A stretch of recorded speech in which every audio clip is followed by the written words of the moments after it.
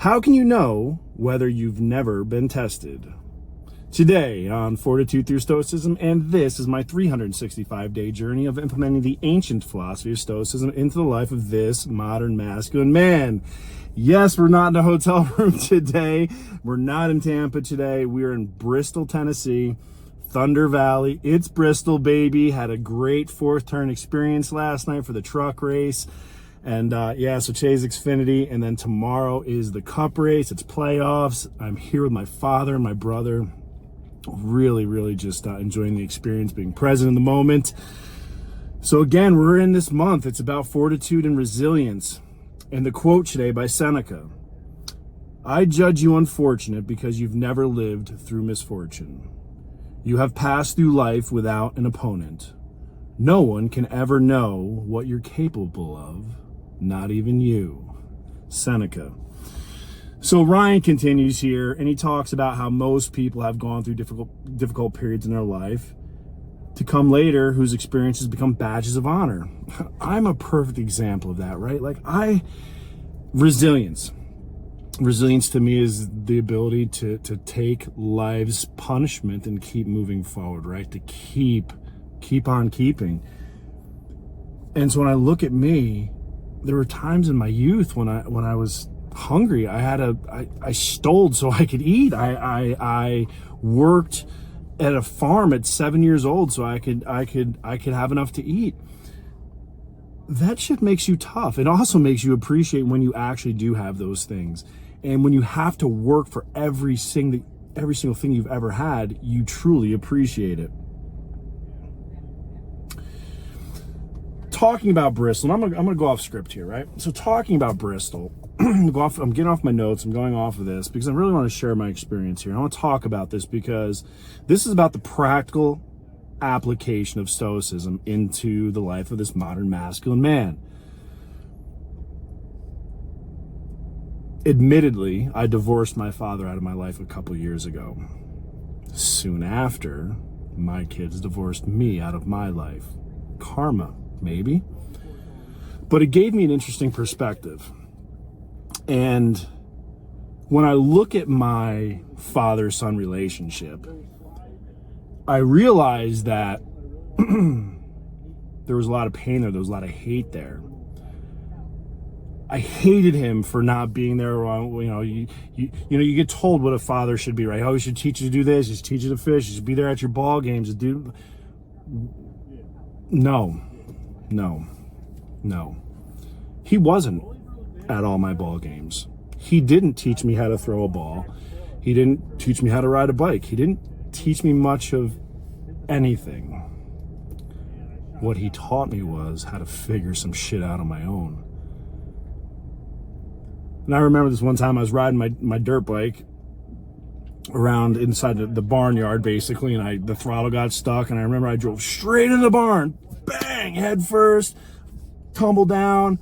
I remember I looking over and seeing my dad was working on a fence or something, and he literally just stopped, peeked over his shoulder, and went back to doing what he's doing. Didn't get up, didn't come over, hey, you all right? Most helicopter parents be running, oh my God, what's going on? Nope.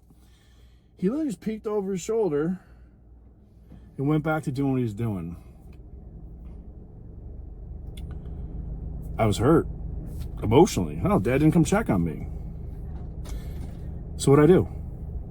Got the fuck up, dusted myself up, picked the bike up, pushed it in the garage, and tried to figure out what was broke. Fucking best lesson ever. As a kid, you never realize it. As an adult, I fucking cherish it. And I told him that. I said, man, I hated you for so long. Most of my childhood, I hated my father. Most of my until I actually became a man, right? And went through the actual trauma of healing. And one of the things I had to do is forgive, right? But now I respect it. Because the man I am today, the resilience I have built today, is because, no, I didn't have somebody coddling me. I didn't have a fucking helicopter parent. I certainly wasn't wrapped in fucking bubble wrap. It's because I've been tested in life, in all aspects of it. Going back to today's lesson, looking at my life, always been competitive. Sports, and we're not the participation trophy kind. We don't play that game. I always liked one-on-one sports. I played football, love the sport, my number one sport. But I wrestled, and the reason why I love to wrestle is it's you and him. That's it. That's it. You're on the mat. There is no fucking excuses. Not he's bigger than me. No, it's the same fucking weight. There are no excuses.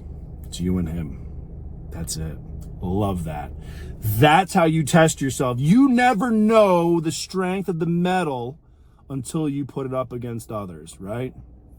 Are you the anvil that others take shape around? And that's what I consider myself. I'm steadfast in my convictions, my morals, my values, my vision. I have core values. I live by them. I have my 10 commandments. I read them, study them, implement them every day. It's because I've been tested in life. I know what it takes. Military. Here's the thing. There, and again, I'm not knocking any service, any branch, any this, any that. We've all done our part, right? But if you're in combat arms, and you'll know this, if you've ever gone out there to hunt another man to his death before he takes yours, then you know what you're made of, right? So like we talk about in Shay's Stoic lesson, all of those adversities in my childhood gave me the strength and resilience that I use in my life and business, and all those trials. If you are not engaging in war as a warrior, you are preparing for war. Again, I said it yesterday, I said it a million times. I'd rather be a warrior in a garden than a gardener in a war. So I am always that warrior, always preparing for war. I'm always testing myself against someone.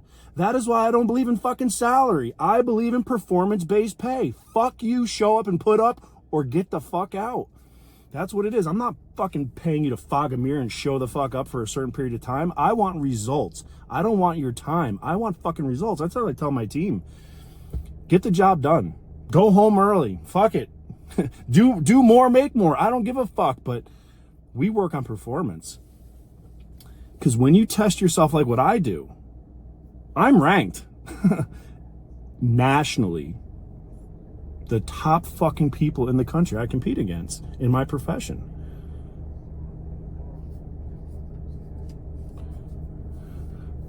Broke the top 40 up to 24 now. Annualized my cash clock, I'll be top 15. Going for top 10 next year. It's competitive. But that's how you know what you're made of, is when you test yourself against others. It's not fucking theory, Plato. It's observation experience, Socrates. And on that, it's a beautiful day. I'm going to go watch qualifying.